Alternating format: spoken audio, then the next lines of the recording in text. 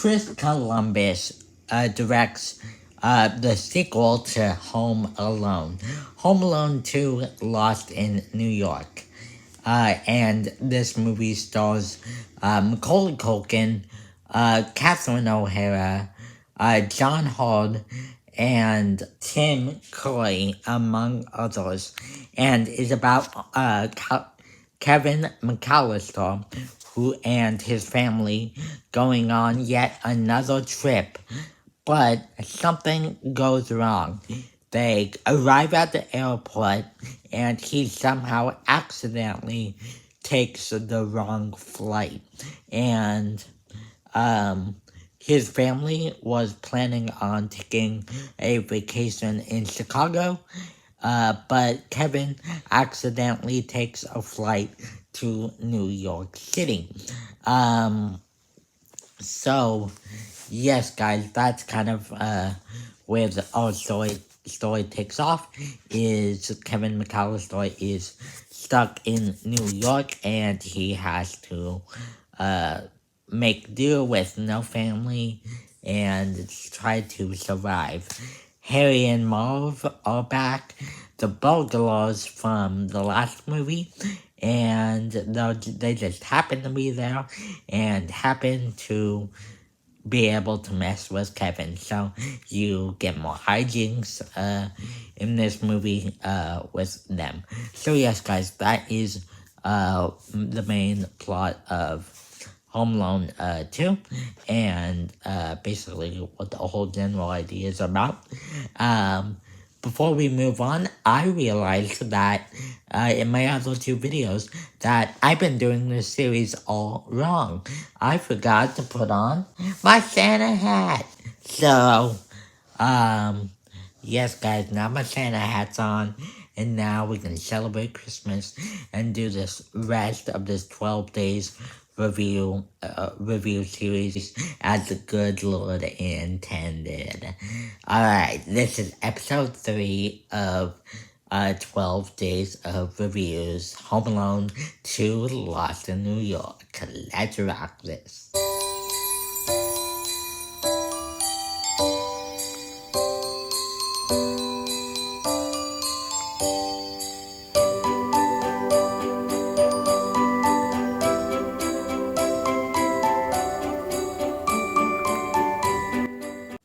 Alright, so this, like I said, this movie mainly takes place in New York City and has Kevin McAllister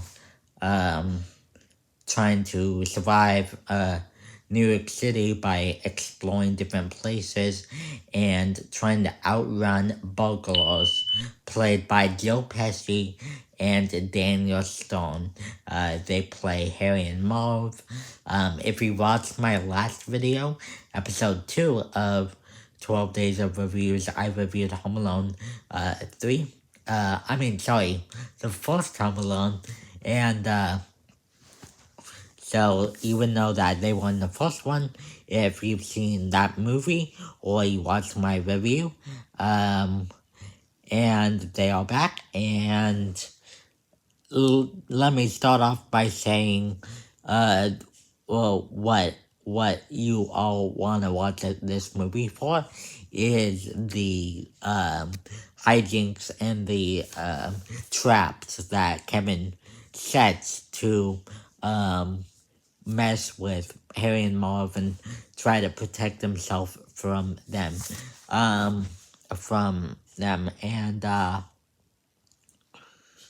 and you get way more of them in here. There's way more traps and way more. I think part of that is because we're in New York City, so there's a lot more different objects and uses and places and such that Kevin can use to his advantage to try to stop them, and it makes it very entertaining. Now, this movie also gets even more cartoony than the other one. cartoony meaning the way that the traps happen. The first movie, trap wise, like when Kevin goes to make the traps and Harry and Marv go through them, they're not very realistic. They are traps that you know that in real life they would have been dead at least halfway through the movie, and this movie is no different. In fact, it's a little bit more absurd. It gets so absurd, in fact, that sometimes my humor, at least, is a lot of the times I like to have uh, uh, things be a little more realistic. It can be absurd, it can be crazy, but at least it's to make a little bit logical sense for it could happen, or it will happen, or whatever in the movie. But the Home Alone 2 is not like that.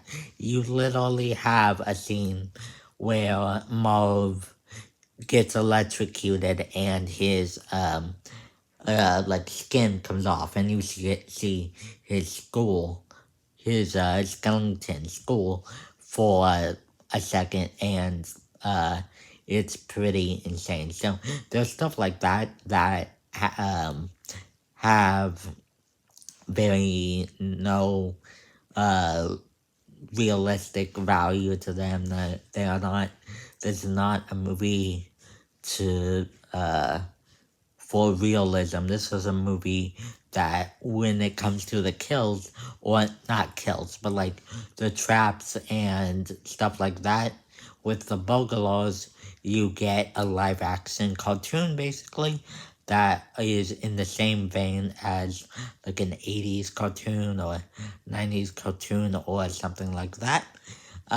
And I think part of the reason that Home Alone 2 is an exception for me on the humor uh, front is that Daniel Stone and Joe Pesci kill it in these roles. They are so funny that you don't really care that none of it's realistic. Their reactions to the traps and stuff like that just get so funny that I just can't help but laugh, and they really help suspend your disbelief a little bit because they're so good in the roles. They're really funny, and it's just like a really good slapstick. Um, Another thing that this movie does very well is, I think, the direction from Chris Columbus. While it was good in the first movie, I feel like this movie does a better job at just making visual style choices that just make it a little bit more visually interesting. You have you have you're set in New York, which requires you to have like big landscape shots, establishing shots and long shots, lots of shots that show the city in a big way, and you also have like visual flair to the movie that doesn't have to deal with the city. Like you have lots of close-ups and lots of like shots with the camera moving and stuff like that. Just makes the actions of the characters a little bit more fun to watch, and yeah, stuff like that. So yes, overall the direction by Chris Columbus, I think this is one of his better directed movies. I do like the first one, but overall I think the first one, the second one, this one is better than the first one because of those two main components. I think that the villains, Harry and Marv, are more fun in this movie, and you also have Chris Columbus doing a pretty good job at doing references to different Christmas movies and stuff like that, and better, cooler looking visual style shots and all of that. So yes, guys, I think another component that also makes this movie a little bit better, in my opinion, is um you have this message in the movie about friendship and how friendship is important and giving to one another and stuff like that. There's this character named the Bald Lady, and I forgot who plays the Bald Lady, but she's kind of a lonely woman on the street, and who just kind of has a career of being in the park, Central Park, and just feeding birds every day. Doesn't have that many friends and stuff like that. And she basically forms a bond with Kevin, um, and they get to kind of talk, reflect about life. Kevin kind of gives her a little bit of sweet, cute advice on like family, and because he's had experience of not having his family uh, like be there before because of the events that happened in the first movie, or last Christmas in his case. So he kind of knows what it feels like to be have no family there, and so you get some sweet moments with those two and those other characters around the movie that kind of talk with Kevin about giving and sharing time with loved ones and friends and all of that. So I think that is a message in this movie, that is very good, and also makes it a little bit more interesting, because you have just more themes in this movie than the first one.